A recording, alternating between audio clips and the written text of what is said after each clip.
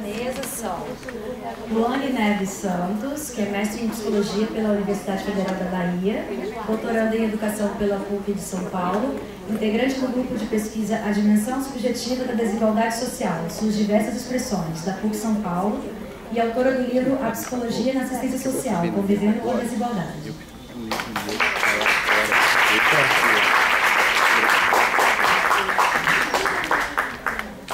Marcelo Gomes Pereira Júnior, psicólogo, formado pela Universidade Federal de Minas Gerais, mestre em Psicologia pela PUC Minas, professor da Universidade FUMEC e autor do livro A Atuação da Psicologia no SUAS, um enfoque no CREAS e seus desafios e potencialidades, pela editora CRV.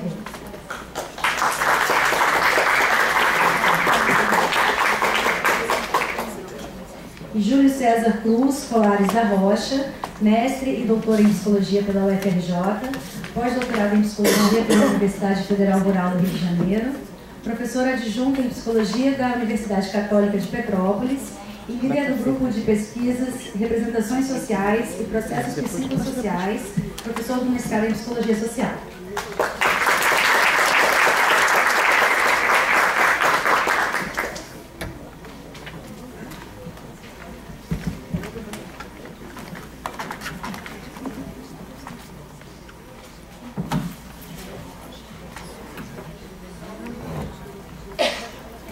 Bom, gente, boa tarde. Então, a gente vai dar o início à mesa. Eu combinei aqui com o Marcelo, dele começar, né, democraticamente, pois, ao que parece, ele é o único a usar o PowerPoint, né? E aí depois a gente sobe o telão para a gente poder ter aproveitar melhor o espaço aqui, ter uma visibilidade boa. Então, cada palestrante tem um tempo de 25 minutos, tudo bem? Para a gente poder cumprir o horário. Eu vou sinalizar assim com uma antecedência de 10. Tudo bem com vocês? E aí eu sinalizo para poder encaminhar para as conclusões. Vamos lá.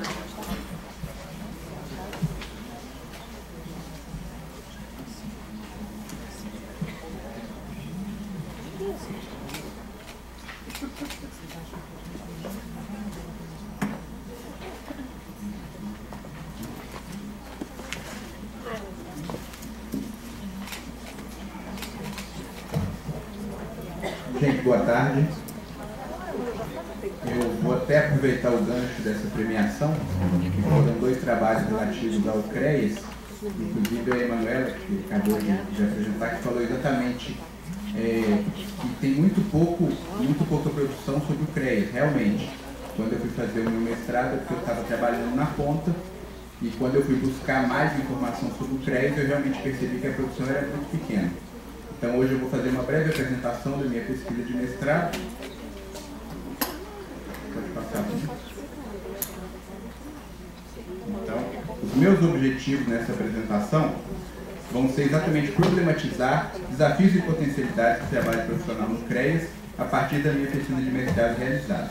E eu vou também propor uma reflexão pessoal e coletiva sobre a nossa prática profissional nos eixos técnico e político. Esse é o livro que eu estou vendendo ali também.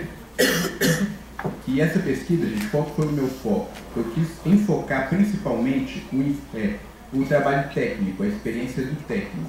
Eu percebi que muitas vezes a gente tem contato com trabalhos acadêmicos que não valorizam o fazer técnico e fazem às vezes uma prescrição do que a gente deveria fazer e não efetivamente o que a gente faz.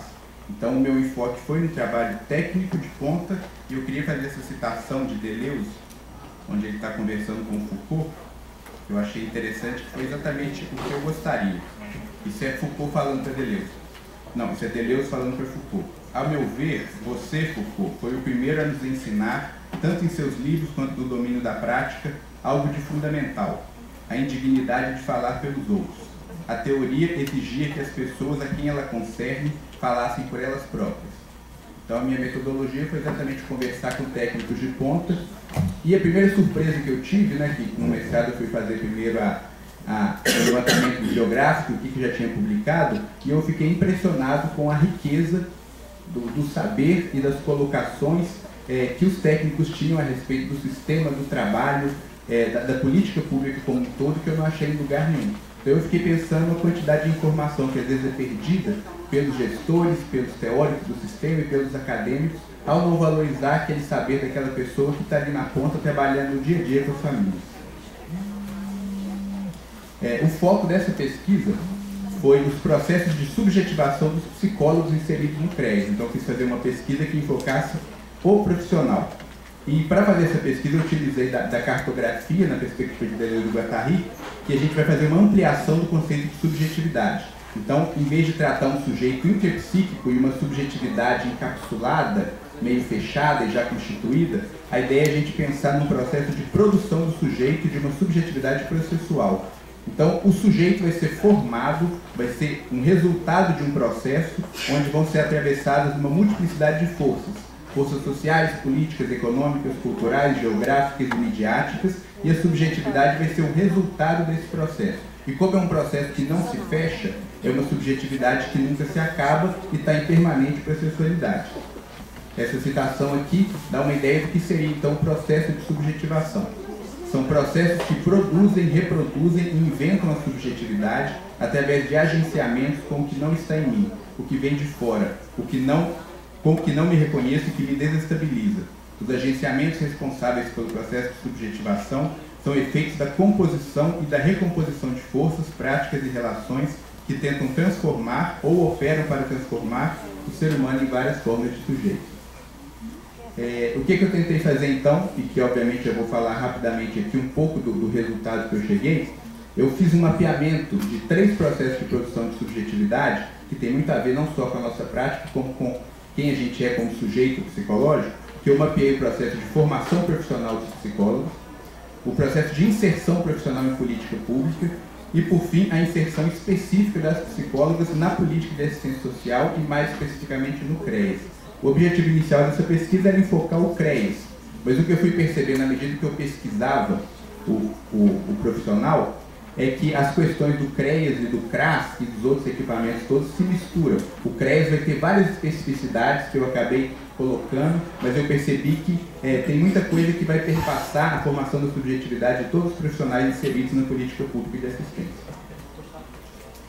E o que eu também busquei? Eu busquei o reconhecimento do profissional no seu cotidiano de trabalho. Eu busquei trabalhar as questões que realmente afligem quem está no trabalho. Eu fico muito feliz quando alguém que lê o livro fala: nossa, eu me reconheci completamente no que você falou, a gente passa exatamente aquilo, parece que você estava falando do CREAS que eu trabalho. E eu percebi isso também porque eu ficava me perguntando quando eu trabalhava se eu estava passando por situações muito específicas de onde eu trabalhava ou se aquilo era uma generalidade das pessoas que trabalhavam nesse equipamento. E o que eu percebi é que, de forma geral, os desafios são bem parecidos. E eu também acredito no conhecimento como transformador da prática. Então eu percebi que quanto mais eu estudava, quanto mais eu me formava no mestrado enquanto eu trabalhava na ponta, mais o meu trabalho se aprimorava. Então eu queria também contribuir para que o trabalho profissional no SUAS também pudesse se transformar. Que é o que a gente vai chamar de prática reflexiva. E eu queria fazer uma contribuição acadêmica que não ficasse restrita à academia, mas que fosse útil para as pessoas que estão lá no dia a dia o tempo todo. E eu vou abordar rapidamente aqui as dimensões técnicas e políticas do trabalho no SUAS.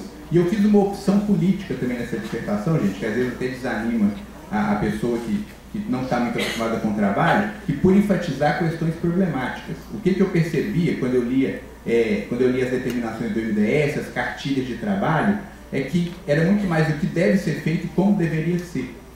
E eu queria, na verdade, abordar os problemas que a gente acaba se deparando na prática. E é também uma opção política no sentido de fazer uma crítica desses processos que estão acontecendo e que muitas vezes são negligenciados em quem está falando sobre o SUAS numa perspectiva que não é a perspectiva técnica e profissional. Pelo que eu percebi na manhã, vocês falaram do contexto histórico, né? Eu não estava aqui, então eu não vou entrar no contexto histórico, mas eu quero só ressaltar essas três práticas políticas tradicionais que constituem a política antes da Constituição de 88 e que, pelo menos teoricamente, deveriam ter sido abandonadas, que é o mandonismo, que é a prática política, a prática do poder ligada a questões pessoais e arbitrárias, a pessoa que exerce o poder faz isso como ela acha que tem que ser feito, o clientelismo, que é essa troca de favores, de cargos, de benefícios pelo favorecimento político, e o assistencialismo, que é a redução da atuação profissional ao simples benefício, sem uma prática política mais consistente.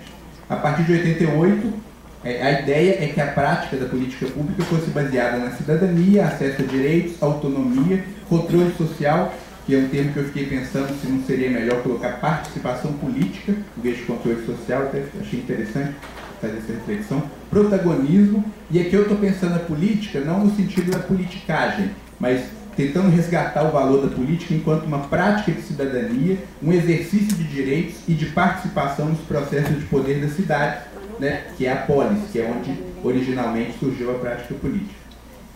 Bem, então agora falando dos desafios políticos do profissional que tem inserido no SUAS. A primeira coisa que eu percebi, quando a gente se insere no campo da assistência social, quando eu cheguei no SUAS, eu já tinha passado pela educação e pela saúde. Então a primeira coisa que eu percebi é que o sistema público, ele sempre tem certas vicissitudes, mas quando a gente chega no SUAS, a gente vê que isso é intenso, isso é intensificado. Então, no SUAS ele vai ter a falta de estrutura material ainda é maior, a precarização do vínculo de trabalho é maior, a remuneração ainda é menor. Então a gente passava situações meio irreais. Nos anos que eu fiquei trabalhando, a gente ficou esperando a internet chegar na instituição, no equipamento, e não chegou. Eu fico pensando, que dificuldade é essa?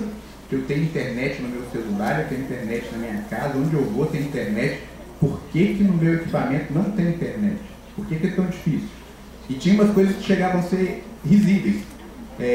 Você ia fazer a impressão, acabava o toner. Aí para conseguir um outro toner demorava não sei quantas semanas, mas quando o toner chegava, tinha acabado o papel A4. Aí quando o papel A4 chegava, e o toner também, aí a impressora dava um defeito e ficava 3 meses sem. E o interessante é que dentro dessa situação, a gente era pressionado o tempo todo, pelo Conselho Tutelar, pela promotoria, pelo juiz, a fazer relatórios. Então você tinha que se deslocar de um equipamento para o outro e fazer um relatório porque você não tinha a mínima condição de trabalho. A gente era cobrado para fazer uma visita domiciliar para ir em tal lugar, mas o carro estava em rodízio, então o carro não foi, ou o carro está fazendo não sei o quê, e a gente não conseguia um mínimo de estrutura material para fazer o trabalho que nos era solicitado. Além do atravessamento político, né, o atravessamento político na assistência ele parece ainda mais forte. Os gestores estão dentro do esquema clientelista, que muitas vezes não têm a menor ideia do que se trata o sistema. A desarticulação interinstitucional ela é especialmente grave também na política de assistência, porque no CREAS, por exemplo, o CREAS não consegue trabalhar, a gente está trabalhando com situações de violência, a gente não consegue trabalhar sem o apoio institucional, de rede, né, porque a gente precisa da ajuda dos órgãos de garantia de direito. E essa articulação também era extremamente fraca. E o despreparo e autoritarismo dos gestores, que tinha muito a ver também com o clientelismo dos cargos que acabavam sendo loteados, né, de acordo com os aliados políticos e não pelo conhecimento técnico que a pessoa que ocupa aquele cargo poderia ter. Outra questão também muito comum na política pública, que é a burocratização do trabalho. Eu lembro que eu brincava às vezes que parece que a gente mais tem que provar que está trabalhando do que trabalhando. A gente tem mais que fazer relatórios, mostrando os relatórios que a gente fez, estatística da estatística, e a gente fica tanto tempo, sabe, descrevendo o trabalho que foi feito, que a gente perde o tempo de fazer o trabalho que foi feito. Às vezes o tempo que eu descrevi um atendimento, eu poderia ter feito 3 ou 4. Além da falta de capacitação, eu inicio um capítulo do livro falando um pouco da minha experiência no meu primeiro dia de CREAS, que foi bem impactante para mim. Vamos lá. Apesar da minha pouca experiência de atendimento a criança e adolescente, ou com vítimas de violência física, psicológica ou sexual, este foi o equipamento em que desejava trabalhar, que era o CREAS. Não possuía experiência ou conhecimento em outros equipamentos do SUAS, e o processo de substituição dos contratados pelos concursados foi bastante tumultuado. Após uma demissão em massa, em uma sexta-feira, eu começo substituindo a equipe anterior. Minha primeira desestabilização: descubro que já tenho uma agenda cheia de atendimentos. Ao chegar no primeiro dia de trabalho, uma pré-adolescente me aguarda sem que eu saiba do que se trata. Após o atendimento, descubro pelo prontuário que ela sofreu violência sexual pelo irmão. E dessa forma se inicia o meu trabalho no CREAS, dando andamento a 20 casos, alguns muito graves, que já eram acompanhados no equipamento antes da minha chegada, sem treinamento, sem capacitação ou mesmo informação prévia da equipe anterior. Os dias subsequentes foram cheios de atropelos. Então eu percebo, de cara eu caio, e nunca veio o treinamento de capacitação que em algum momento deveria ter acontecido. O que eu percebi na pesquisa, que eu achei muito rico, que eu não imaginava no início, é que muitas vezes o processo de capacitação não é do interesse dos gestores, porque ele acaba se tornando um processo político de organização. Eu achei interessante isso. Quando a gente começa a juntar muito técnico da assistência no mesmo lugar de forma contínua, eles começam a trocar informações e começam a se organizar e começam a exigir condições de trabalho. E isso acaba causando que não tem mais recurso, não pode mais. Eu achei interessante que, no fundo, a organização ela acaba sendo um processo político que é desestimulado. É outra questão, a complexidade da intervenção. Gente, quem trabalha no sistema sabe que a gente pega uns casos impressionantes. Assim, o nível de vulnerabilidade das pessoas que a gente atende é muito alto. E as complicações inerentes ao caso são muito grandes. Então é uma intervenção extremamente complexa que a gente tem que fazer. E o tempo todo uma cobrança produtivista de resultado. Mas não é uma cobrança qualitativa, é uma cobrança de quantidade. Eu lembro de uma das entrevistadas da pesquisa falar o seguinte: já me perguntaram quantos casos eu atendo, quantos atendimentos eu fiz por mês, quantos casos eu desliguei, mas nunca me perguntaram o que efetivamente aconteceu em cada caso. Então, se a vulnerabilidade foi realmente superada, se as condições de emergência da violência foram resolvidas, isso ninguém estava contabilizando. A contabilização era basicamente quantos casos, quantas pessoas, quantos por dia, quantos por mês. Além de uma coisa muito comum também, que é a demanda indevida de outras instituições. A gente acaba sendo solicitado por outras instituições para fazer atividades que não cabem ao CREAS e às vezes não cabem nem mesmo ao psicólogo. A gente é muito demandado também. E no final, que eu acho o perverso mais da estrutura toda, é que a culpabilização costuma ser do técnico. Então a gente não tem muita condição de trabalho, nem capacitação, mas quando alguma coisa acontece, a gente ainda é cobrado por não ter tido aquele resultado esperado. Aí eu percebi uma contradição que no início, quando eu entrei no sistema, não tinha ficado muito clara, mas que depois ficou muito clara a partir da pesquisa. Que a gente está numa situação muito contraditória. A gente precisa diminuir as vulnerabilidades de uma população, só que a gente está em situação vulnerável. A gente promove cidadania, mas o nosso direito também não está garantido. A gente trabalha numa situação precária, muitas vezes com o direito trabalhista completamente violado. A gente deveria promover autonomia e protagonismo, mas às vezes a gente está em situação de dependência, submissão e assédio. Então, como a gente vai promover o empoderamento, que é um conceito básico do SUS, que circula todo o sistema, que é empoderamento e diminuição de vulnerabilidade, se a gente não está empoderado e em situação de vulnerabilidade? Aí eu fiz outro questionamento também. Até que ponto o poder político realmente deseja política de assistência? Porque o poder político, ele obviamente ele é todo fragmentado. Até que ponto um poder municipal, ou mesmo um secretário municipal, está interessado realmente no empoderamento da população, na politização da população? E aí eu percebi que existe um duplo discurso na prática política. Existe uma apropriação do SUS pelo conservadorismo político. Então aquilo que eu coloquei do mandonismo, do clientelismo e do assistencialismo, é óbvio que não foi finalizado a partir da Constituição. E é exatamente essas práticas tradicionais que tentam cooptar uma estrutura do SUS para promover, para continuar esse processo político desvirtuado e tradicional. Então, na verdade, a política de assistência hoje, ela tem conflito com a política tradicional e acaba que a gente está nesse meio aí, a gente está nessa agenda dupla da política. Então é como se a gente fosse demandado a fazer algo, mas quem nos demanda não necessariamente quer que aquilo seja realizado. Aí eu percebi que não necessariamente a política ela é sucateada por uma questão intrínseca da política pública. Pode ter, na verdade, um projeto de poder que não tem interesse que esse outro projeto político se efetue. E, para isso, é muito interessante que haja essa culpabilização dos técnicos dos equipamentos. Porque aí a gente não vai olhar o que está por trás dessa história toda, que é a falta da vontade política que o SUS efetivamente se estabeleça.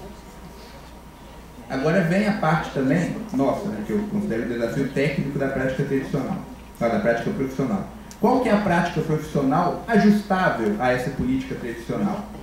É a chamada polícia das famílias, que é o lugar do psicólogo, do assistente social, nesse lugar de controle e disciplinarização da população. E o que eu percebi? É o lugar da culpabilização do usuário, do familismo, do moralismo, do subjetivismo e do assistencialismo. E esse lugar, gente, infelizmente, a gente, como técnico, pode entrar muito fácil. Então, se a gente distrai, é que a gente está fazendo esse papel, esse lugar de policiar a família, de dizer o que a família tem que fazer o tempo todo, sabe, de culpabilizar a família pelo que está acontecendo, que seria o lado ruim do enfoque na família, vai virar o familismo. Então, essa culpabilização faz parte do projeto político tradicional e a gente, sem perceber, até por falta de consciência política, está exercendo esse papel. E com isso, e por quê? Tem a ver com a nossa formação deficiente em política pública. A gente ainda é formado para trabalhar com psicoterapia e psicodiagnóstico. A gente não é formado para trabalhar com intervenções não tradicionais. A gente tem uma politização nas graduações muito baixa. Então, quando a gente chega na política pública, a primeira coisa que acontece é uma crise de identidade do psicólogo. E quando você chega lá, não é aquilo que você aprendeu.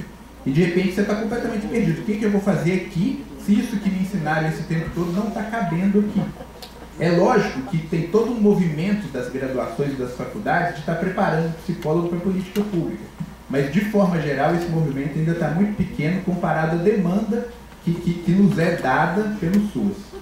A produção acadêmica ainda dá pouca ênfase à experiência profissional e a própria produção acadêmica ainda carece de mais politização. Como está acabando meu tempo, tem uma tensão teórica muito grande entre a ideia da psicologia clínica e a psicologia social.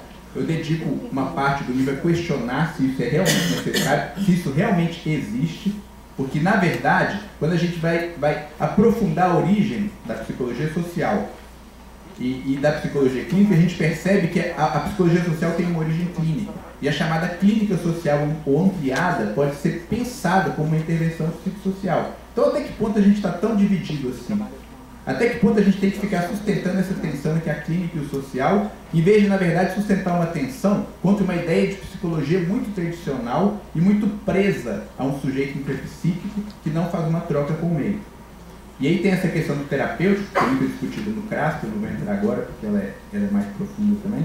Eu percebi também que a dispersão teórica da psicologia, ela é um elemento perturbador da produção acadêmica na área da assistência, mas é também um elemento perturbador de uma organização política dos psicólogos. A gente está tão ocupado em discutir entre agentes referenciais teóricos que é difícil a gente conseguir levantar uma bandeira política qualquer. Eu ficava questionando como é que os assistentes sociais, que tem uma divisão epistemológica muito menos rígida que a nossa, como é que eles conseguiram aprovar as 30 horas e podem aprovar o piso salarial dele mais rápido do que a gente. Por quê? Porque a gente está desunido dentro de umas querelas teóricas, então a gente não consegue fazer um movimento político unificado.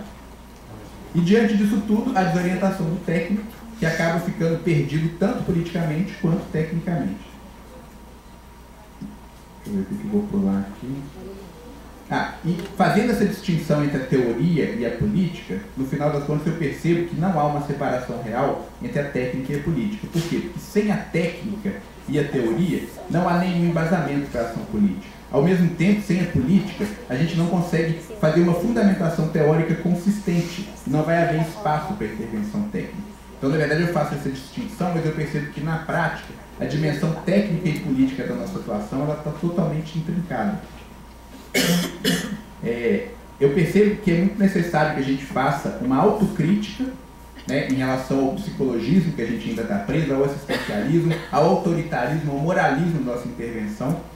A gente precisa de modelos teóricos que vão dialogar com a prática. A gente precisa ter mais capacitação, inclusive dentro do sistema e não só nas faculdades. E isso não vai ser conseguido por meio de processos individuais. Uma das coisas que eu aprendi na minha mobilização no sistema é que, à medida que eu ia me capacitando tecnicamente, eu ia começando a me envolver também politicamente. E foi quando eu percebi que o meu envolvimento individual com a estrutura política estava fadado ao fracasso. O envolvimento da política tem que ser coletivo, tem que haver um projeto político coletivo. E eu faço a discussão muito séria também. Até que ponto a gente tem um projeto coletivo na psicologia? Até que ponto a gente realmente tem uma ideia do que a gente quer para a psicologia como um todo?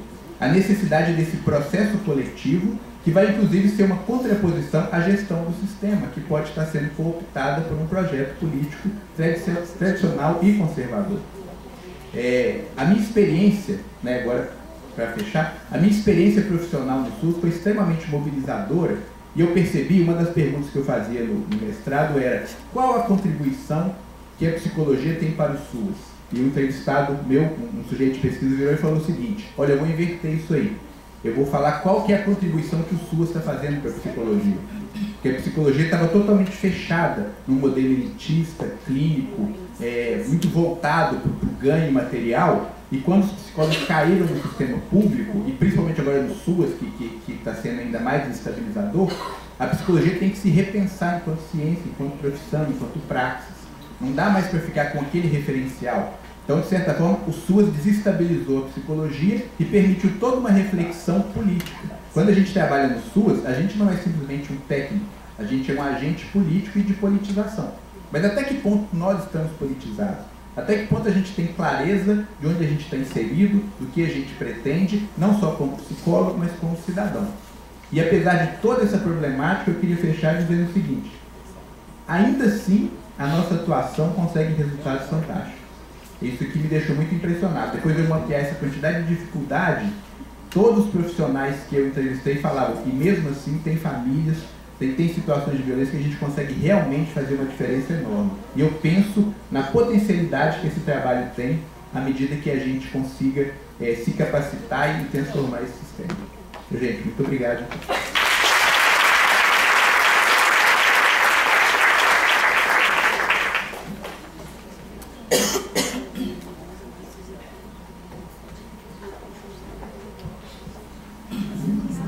Marcelo, muito obrigada pelas suas contribuições. Vamos dar a palavra agora para a Luane Neves dos Santos. Luane, então, são 5 minutos de finalização.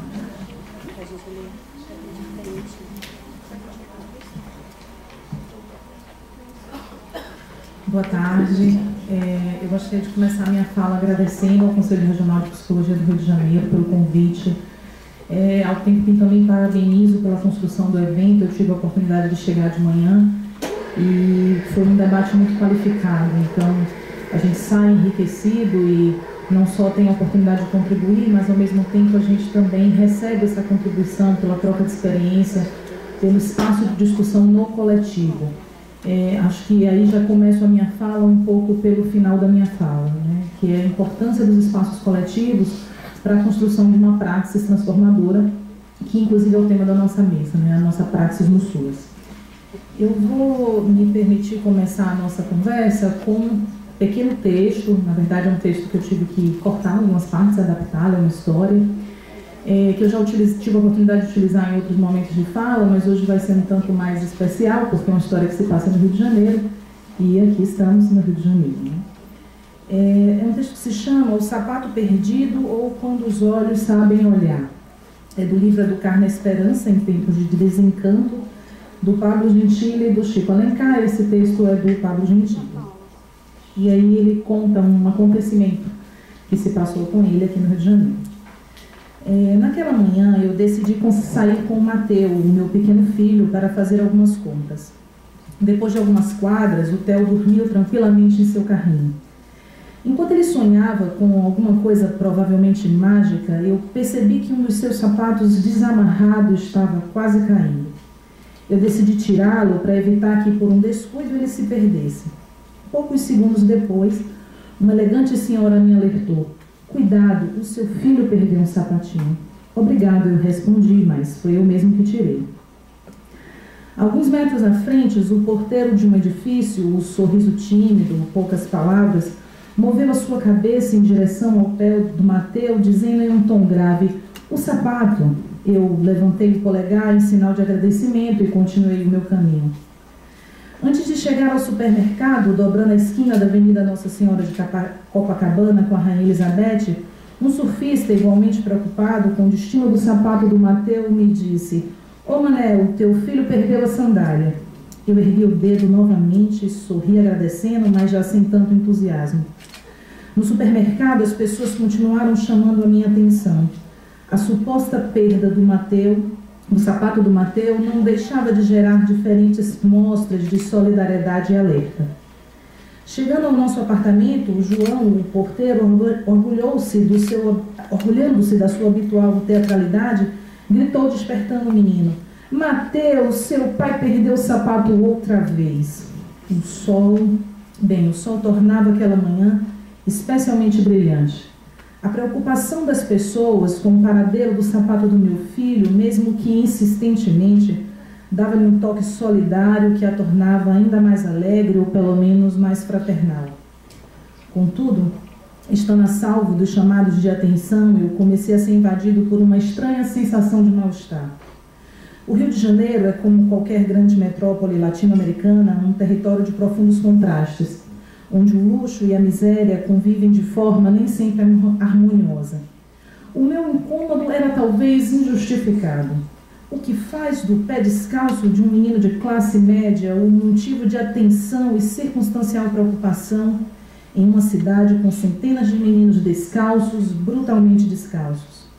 Por que em uma cidade com dezenas de famílias morando nas ruas, o pé superficialmente descalço do Mateu chamava mais atenção do que outros pés, cuja ausência de sapatos é a marca inocultável da barbárie que nega os mais elementares direitos humanos a milhares de indivíduos? A seletividade do olhar cotidiano, ela é implacável.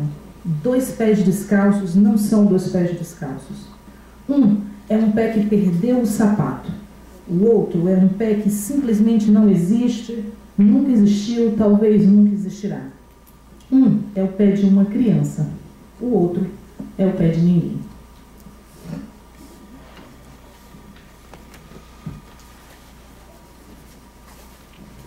Essa história me pareceu muito apropriada porque eu acho que ela nos dá a oportunidade de provocar o nosso olhar cotidiano e automático. Possivelmente, nós nos veríamos na posição daquele que poderia notar o pé descalço do Mateu na rua. E muitas vezes somos nós que também não notamos os pés descalços das tantas outras crianças brutalmente descalças também na mesma rua, às vezes na mesma Nossa Senhora de Copacabana, por exemplo. E essa história tão cotidiana, mas tão emblemática, ela traz a possibilidade de refletir o elemento da praxis que eu quero destacar aqui com vocês, foi o elemento da minha pesquisa de mestrado, que é o ocultamento que a desigualdade social ela passa dentro da nossa sociedade, o processo de invisibilização, onde, ao mesmo tempo em que ela está dita e reproduzida na nossa fala, ela está completamente ocultada na nossa capacidade de produzir uma reflexão crítica e um enfrentamento a esse fenômeno. Como o nosso